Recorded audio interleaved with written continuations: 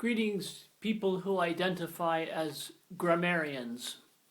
In this series of videos, I talk about my innovation called amplified verb tense. Over the many years, I simply took traditional grammar and I looked at it and I came up with a few ideas. One of the ideas was tense groups. All right, I looked at your contemporary or traditional tense groups, all right, and I renamed them. I thought it through and I gave them new names. I talked about that in my previous videos.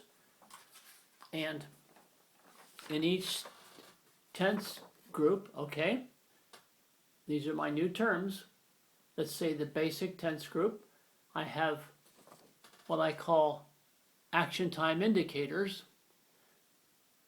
Current, past, future. So each tense group has the tense indicators. I talked about that. All right, so we have essentially 12 total tenses. All right, and then I talked about auxiliaries. I renamed some of the traditional auxiliaries as affirming auxiliaries, aggregating, and conditioning. I know it's a little small, but it's the best I could do in these low-tech videos. So I talked about that, so you should be up to speed on that. I talked about your verb base form is used in your traditional simple tense, your simple present tense, okay? I talked about that. And now today I'd like to talk about tense realization, okay, how we realize tense. And how tense realization comes about by taking into consideration your verb form, your helping words or auxiliaries as I call them, and the context of the sentence or the discourse or the paragraph itself, okay? So in previous videos we looked at verb form, right? We looked at all the auxiliaries and how I renamed them. Now today I'd like to talk about tense realization as it's determined by the context of the words that you use and how the words are arranged, okay? Context. Context can mean, roughly speaking, the parts of a discourse that surround a word or passage and help to explain its meaning. Okay, that's what we mean when we say context. Now let's look at your verb form and quickly go over inflection. That's when you change the form of the verb slightly to give it a slightly different meaning. I work, okay, that's your verb base form. And here's I worked, and you have the ed added on to the word work. Okay, you have a little suffix there. And then over here you have works, you have an S was added onto the end. And I am working, you have the suffix ing. So that's what inflection is all about. Now I won't go into detail on that. You can get that on the internet or in a grammar book. But it's taken into consideration when we move forward and talk about context. Okay, now the auxiliaries, which I talked about. All right. I have the affirming, aggregating, and conditioning, such as I have worked, he has worked, I am working, I had worked, I had been working, and I will be working. I hope I'm reading this correctly. Now I'm quickly reviewing this to show you how this all plays a part in context. And now we get to context. So in this sentence, I work at Lowe's. Here's your verb base form, okay? Now in my system, amplified verb tense, this tense would be your basic current tense, okay? In the traditional language, it would be called your simple present. I call this basic current, all right? Now here's another sentence. The second sentence is, I work part-time at Lowe's. Now, you see here, we have very little information, and here now we have more information. So the context changes slightly, okay? But you still have your basic current tense, right? But you have more information. It tells you more, it gives you more. Now the third sentence is, I am currently working at Lowe's. I am currently working at Lowe's. Now we have a different tense. We have the extensional, and that's the time indicator is, action time indicator is current. All right. I am currently working at Lowe's, and in traditional terms, that would have been called the progressive present tense. That's just another way of saying what we said before, but we're trying to get more detail and more information by using different words, and that slightly changes the context, okay? Now, the next sentence is, the fourth sentence is, I have worked at Lowe's, all right, for a total of 3 years. Oh, now we have a lot of information. I have worked at Lowe's, right, for a total of 3 years. Now, you see, we have another tense. We have the transpired current tense. Now, traditionally, that would be called perfect present. I think you've heard of that. But I call it the transpired current. Now, I say that because if you look at your timeline, okay? Now, this little mark is the moment of speech, right? I have worked at Lowe's. Okay, you see, I have worked at Lowe's, all right, for a total of 3 years. So I worked here.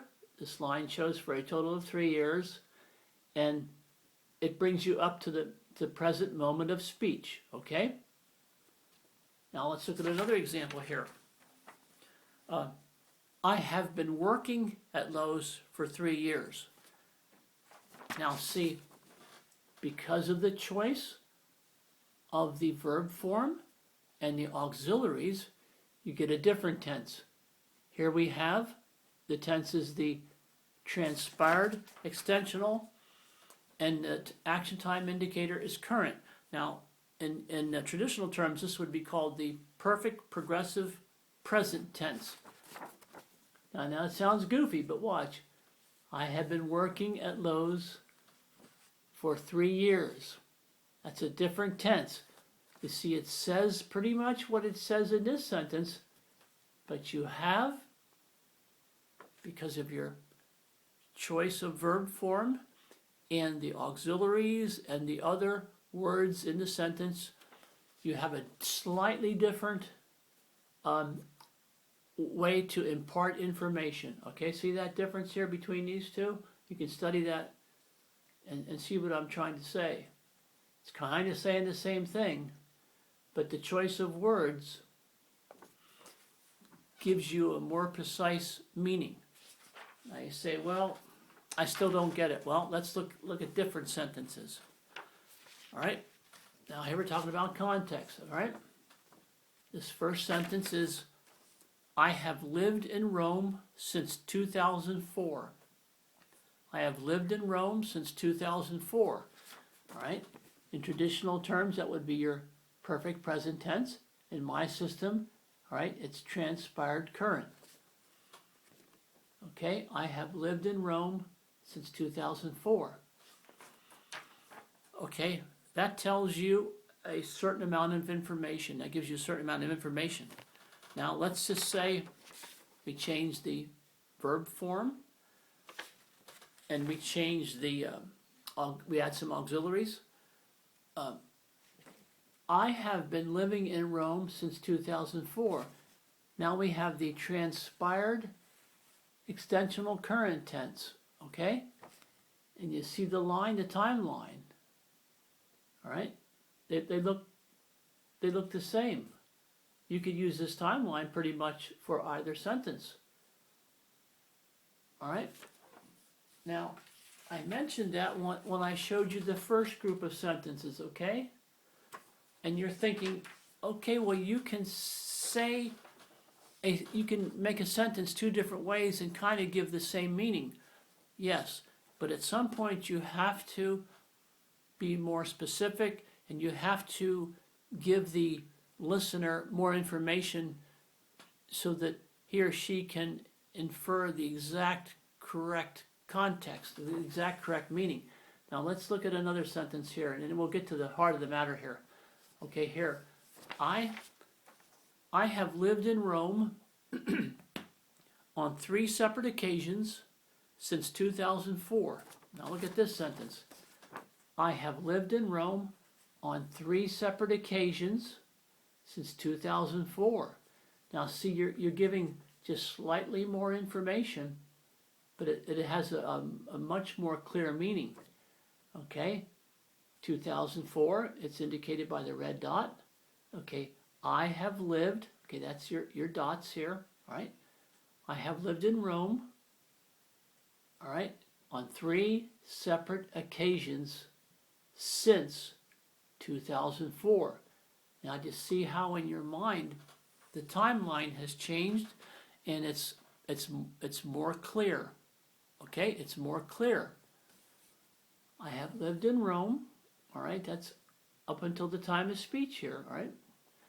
Since 2004, that's right here on your timeline, on 3 separate occasions.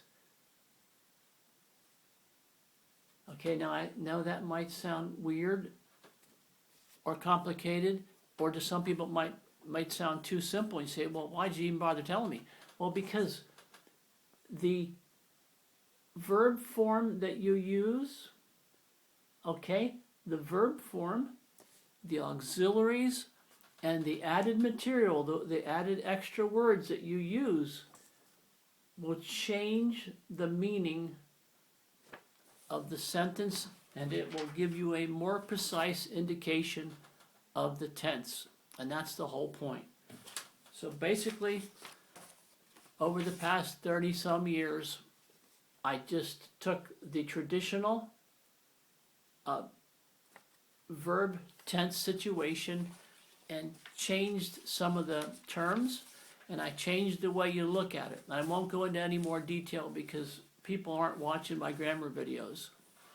So I'll let it go at that, and if anybody's interested, you can ask questions in the comment section or whatever, but I just wanted to throw my system out because I think the perspective is pretty cool, and I think the terms are nice. I think they're very nice, especially the transpired tense group, because it talks about something having happened. It happened, but it could continue happening. It might not continue happening, and it's just a different way to look at it. And that's it. Hope that wasn't too boring, and maybe I'll get back to making those goofy accordion videos. Good night.